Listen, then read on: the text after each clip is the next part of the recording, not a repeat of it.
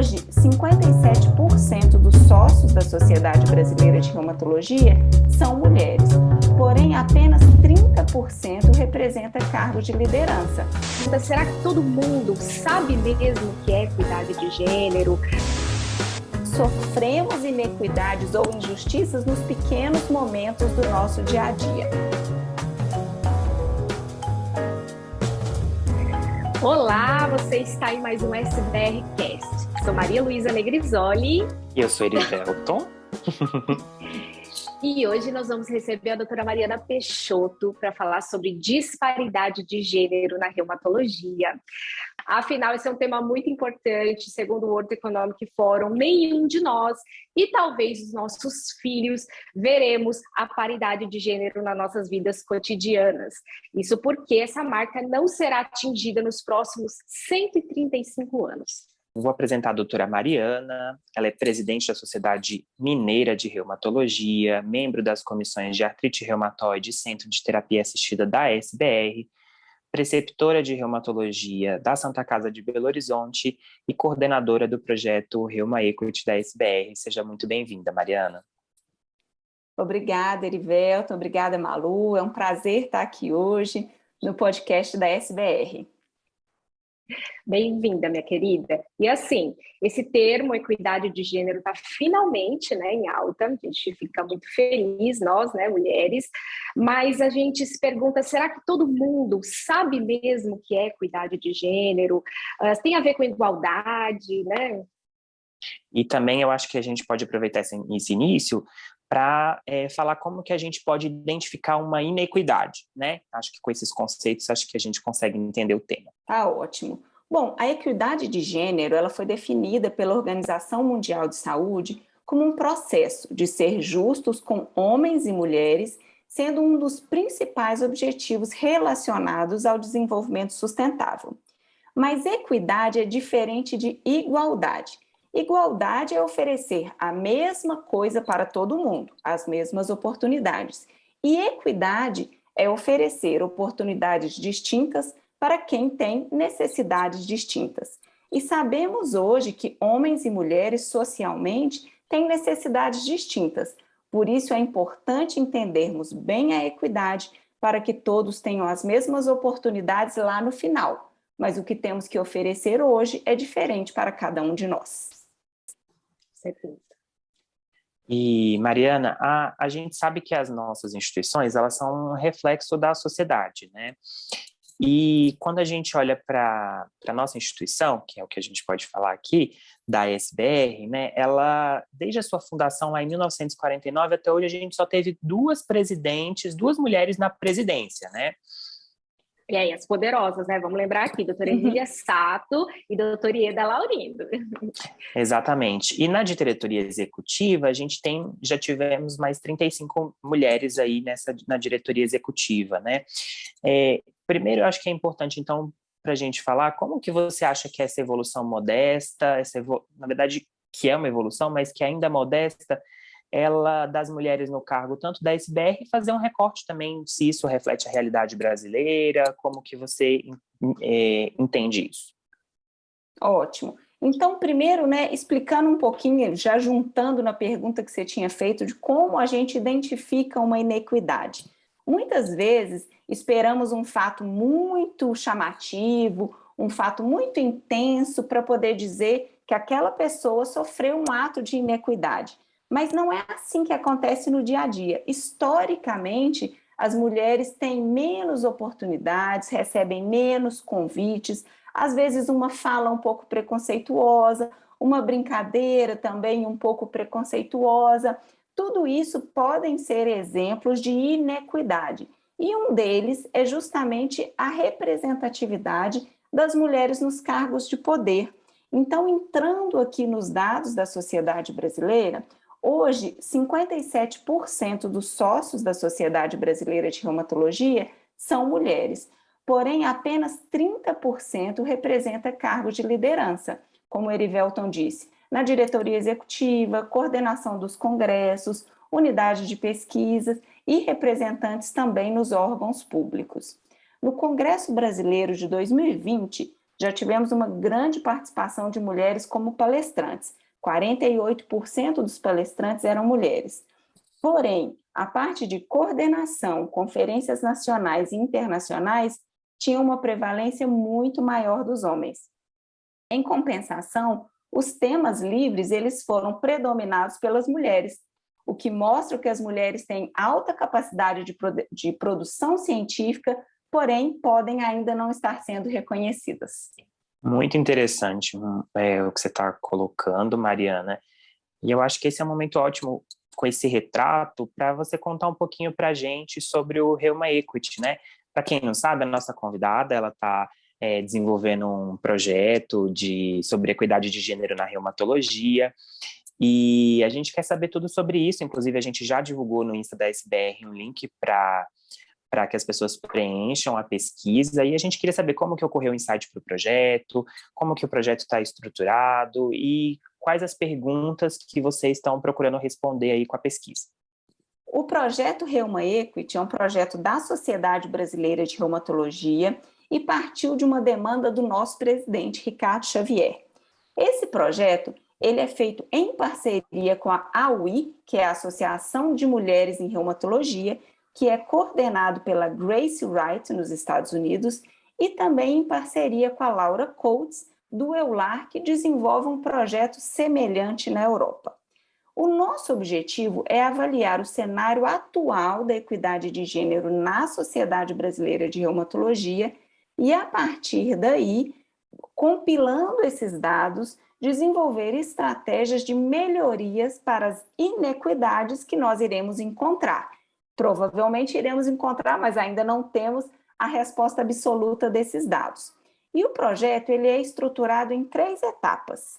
A primeira dela é esse questionário que já foi enviado aos sócios, e eu já aproveito aqui para deixar o convite para todo mundo participar, é bem rapidinho, são 8 minutos, pode participar no próprio celular, mas tem perguntas que avaliam a formação das pessoas, as oportunidades dentro do local de trabalho, como que essa pessoa consegue lidar com as demandas de trabalho e de casa, e também se ela já sofreu algum fato de inequidade, algum assédio, alguma coisa.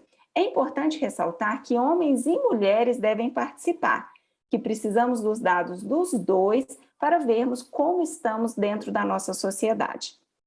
Depois, a segunda fase do projeto, quando compilarmos essas respostas, iremos elaborar estratégias para a solução dos problemas encontrados.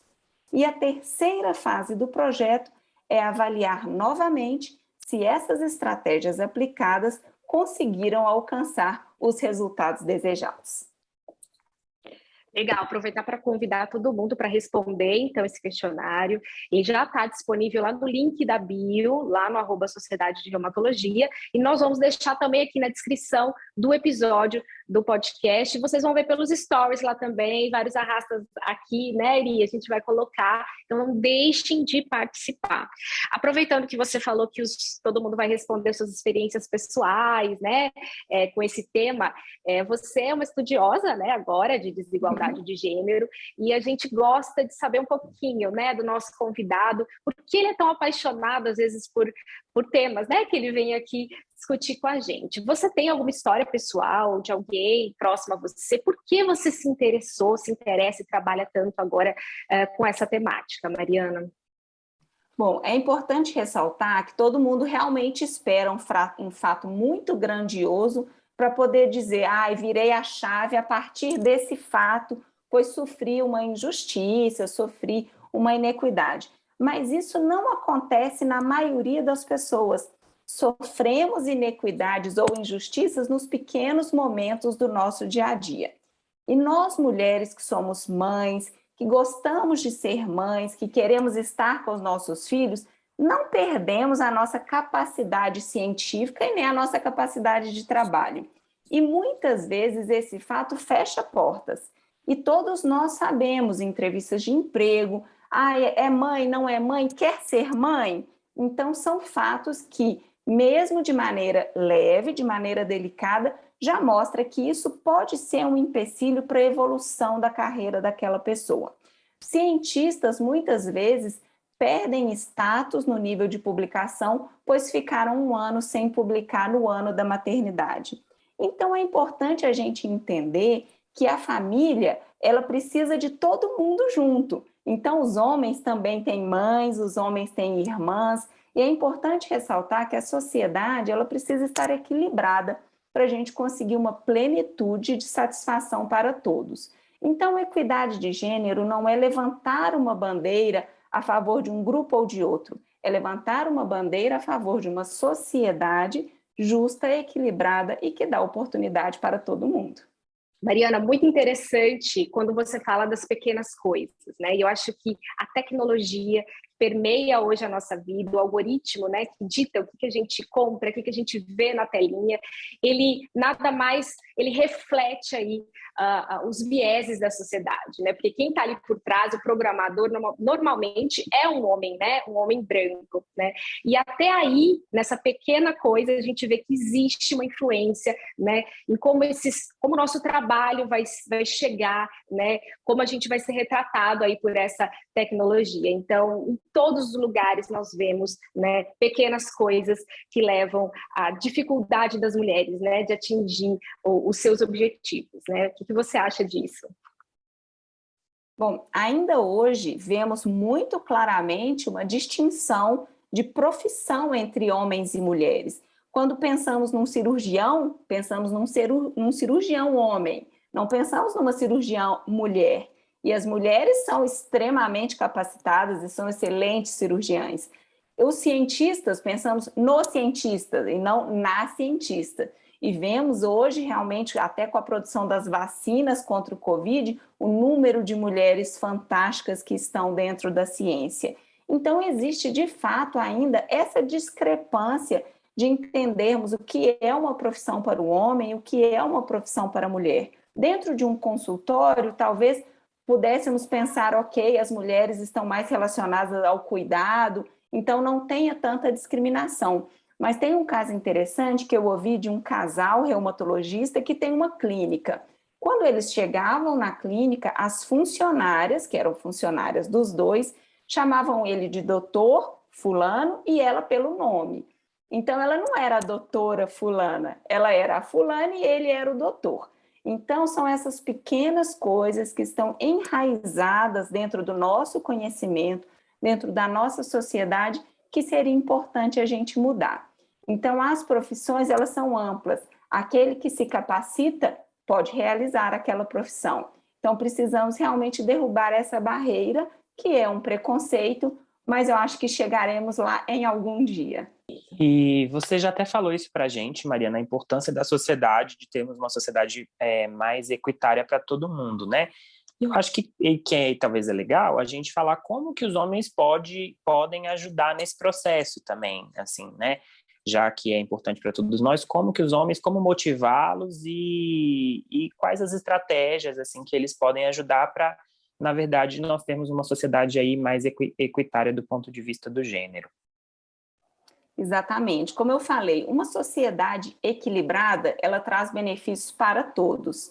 Então, os homens, muitas vezes, eles pensam em si, mas esquece que a mãe deles também é uma mulher, que a filha deles também é uma mulher, que a irmã deles também é uma mulher, e ele também quer oportunidade semelhante para todas elas. Então, acho que daqui para frente, o mais importante que temos que ter em mente é que a equidade entre todos traz uma satisfação para a sociedade toda. Não é uma briga por querer mais ou menos do que os outros. Somos todos juntos. Então, a sociedade unida é uma sociedade feliz que inclui o bem-estar de toda a sua população. Não é para gerar diferenças, e sim para unir todo mundo. E nós que somos mães de meninos, né, Mariana? Nós também temos essa missão que é educar nossos filhos, né? Então, acho que uma mãe, a mulher, ela tem esse poder erite também de educar uma criança, um menino, já com uma visão não tão machista e diferenciada, né? Pois é, Mariana, a gente não pode esquecer que dentro do grupo do feminino existem inúmeros subgrupos. Então, nós temos as mulheres negras, as mulheres trans, as mulheres lésbicas, as mulheres indígenas, né? Que provavelmente estão aí fora com mais dificuldades ainda do que a mulher branca, né? E como que você acha que a gente pode contemplar essas diversidades de demanda aí em relação a isso e também falar dessa questão aí no Reuma Equity também, como que se isso vai aparecer? Com certeza. Realmente, esses pequenos subgrupos, já dentro do grupo das mulheres, os subgrupos de mulheres negras, indígenas, eles têm muito mais dificuldade de inclusão do que o restante das mulheres. Então, é muito importante a gente pensar sempre na união. A sociedade, ela é a união de todos nós. Então, todos somos peças desse quebra-cabeça e é importante trabalharmos juntos em prol de um bem comum. O projeto Reuma Equity, neste primeiro momento, não abordou essas diferenças dentro do gênero feminino, justamente por não haver um número significativo dessas mulheres dentro da Sociedade Brasileira de Reumatologia. Então, não conseguiríamos gerar dados robustos para trazer alguma conclusão importante para nós. Mas já fica realmente essa pergunta importante para a gente ampliar nos próximos passos, quando conseguirmos avaliar um projeto maior que envolve toda a sociedade, para vermos as reais diferenças que existem dentro dos subgrupos que realmente têm muito mais dificuldades. Mas a mensagem final é sempre de união. Precisamos agregar todo mundo trabalhando em prol de um bem comum e nunca segregar. O objetivo é unir. Sensacional, Excelente. Adorei esse episódio. E vamos todos os colegas aí responder o questionário mais uma vez, né? Pedir para todo mundo participar. Exatamente. Mariana, queria te agradecer por esse episódio, foi muito legal ter você aqui com a gente e poder falar sobre esse tema que é tão importante e trazer um pouquinho de luz aí nessa discussão.